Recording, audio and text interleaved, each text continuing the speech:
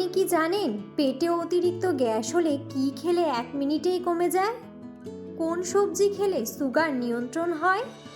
দুধ চা খেলে কোন রোগ হয়? রাত 12টার পরে ঘুমোলে কি হয়? বন্ধুরা, এমন সব অজানা প্রশ্নের উত্তর জানার জন্য ভিডিওটি সম্পূর্ণ দেখুন এবং চ্যানেলে নতুন হলে চ্যানেলটি সাবস্ক্রাইব করে পাশে থাকুন। আজকের প্রশ্ন উত্তর: কোন সবজি খেলে সুগার নিয়ন্ত্রণ হয়? উত্তরটি হলো গাজর।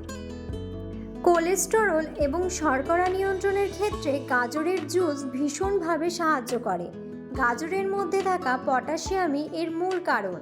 গাজরে ক্যালোরি এবং সুগারের উপাদান খুবই কম। এছাড়া ডায়াবেটিস প্রতিরোধে সাহায্য করে এই সবজি। পরের প্রশ্ন: সকালে খালি পেটে কি খেলে লিভার ভালো থাকে? উত্তরটি হলো লেবু জল। ভিটামিন সিতে আছে কোলাজেন, যা ত্বকের সুরক্ষায় কাজ করে। লিভার আপনার শরীরে ফিল্টার হিসেবে কাজ করে। লেবুর সাইট্রাস ফ্লাভোনাইডস লিভার থেকে বজ্র ফেলে দিতে ও লিভারের ফ্যাট কমাতে সাহায্য করে। তাই লিভারকে সুস্থ রাখার জন্য লেবু জল খুবই উপকারী। পরের প্রশ্ন: কি খেলে পুরানো বাতের ব্যথা সেরে যায়? উত্তরটি হলো রসুন। ব্যথা কমাতে রসুনের ব্যবহার সে প্রাচীনকাল থেকেই চলে আসছে। গাঁটের ব্যথা কমাতে এটি ভীষণ কাজ দেয়। 1 কোয়া রসুন কুচিয়ে অল্প গরম তেলে মিশিয়ে নিন। এই মিশ্রণ জয়েন্টে ম্যাসাজ করলে আরাম লাগে। আধুনিক চিকিৎসা বিজ্ঞানীরা রসুনের গুণাগুণ নিয়ে গবেষণা করে দেখেছেন যে রসুনের রোগ প্রতিরোধ ও রোগ নিরাময় দুটো গুণই রয়েছে। সম্প্রতি গবেষণায় জানা গেছে রসুন একধারে ভাইরাস রোধী, ছত্রাক রোধী এবং ব্যাকটেরিয়া রোধী, পেনিসিলিনের মতো জীবাণুনাশক।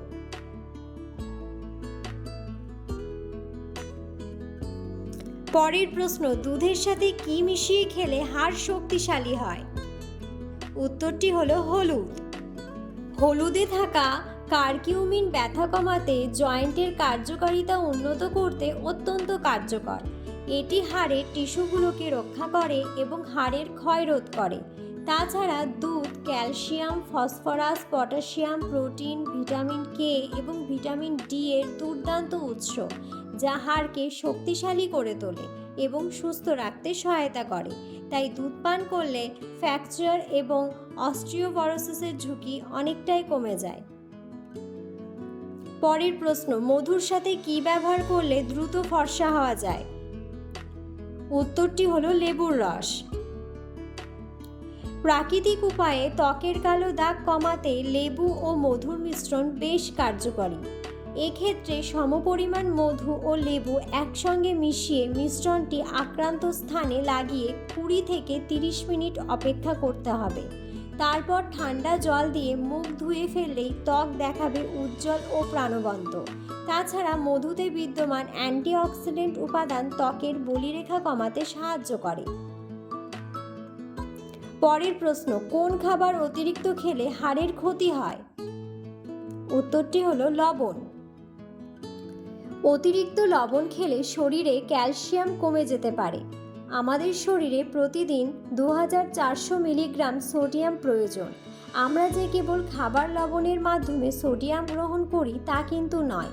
কিছু খাবারে প্রাকৃতিকভাবে লবণ থাকে, যার ফলে শরীরে অতিরিক্ত সোডিয়াম চলে আসতে পারে। তাই ক্যালসিয়ামের ক্ষতি এড়াতে পরিমিত পরিমাণে লবণ খেতে হবে। পরের প্রশ্ন: কোন ফল খেলে কুঁচকানো ত্বকেও লাবণ্যতা আসে? উত্তরটি হলো বেদানা। বেদানায় থাকে দ্রুত হিমোগ্লোবিন তৈরির উপাদান। শুধুমাত্র হিমোগ্লোবিন তৈরির উপাদানই নয়, এতে থাকে প্রচুর পরিমাণে অ্যান্টিঅক্সিডেন্ট, ফলে ত্বকের বলিরেখা দূর করে, ত্বকের লাবণ্যতা ধরে রাখে। পরের প্রশ্ন: পেটে অতিরিক্ত গ্যাস হলে কি খেলে 1 মিনিটেই কমে যায়? উত্তরটি হলো আদা।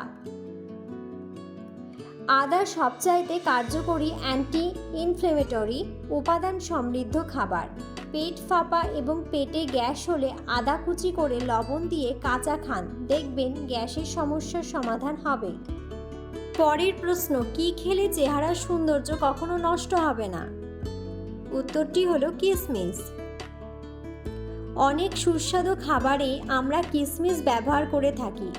আপনার ত্বকের যত্ন নিতেও এই কিশমিশ অসাধারণ কাজ দেয়। কিশমিশ ভিটামিন এ এর একটি উৎকৃষ্ট উৎস। ত্বকের যেই সব ভিটামিনের প্রয়োজন কিশমিশ তা মিটিয়ে দিতে পারে। এটি আপনার ত্বকে আলাদা চমক আনবে।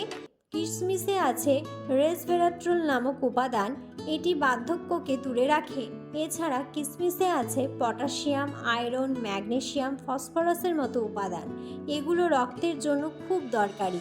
এতে কোষে রক্তের সঞ্চালন বাড়ে, অক্সিজেন প্রবাহ ভালো হয়, ত্বক তাই স্বাস্থ্যকর থাকে।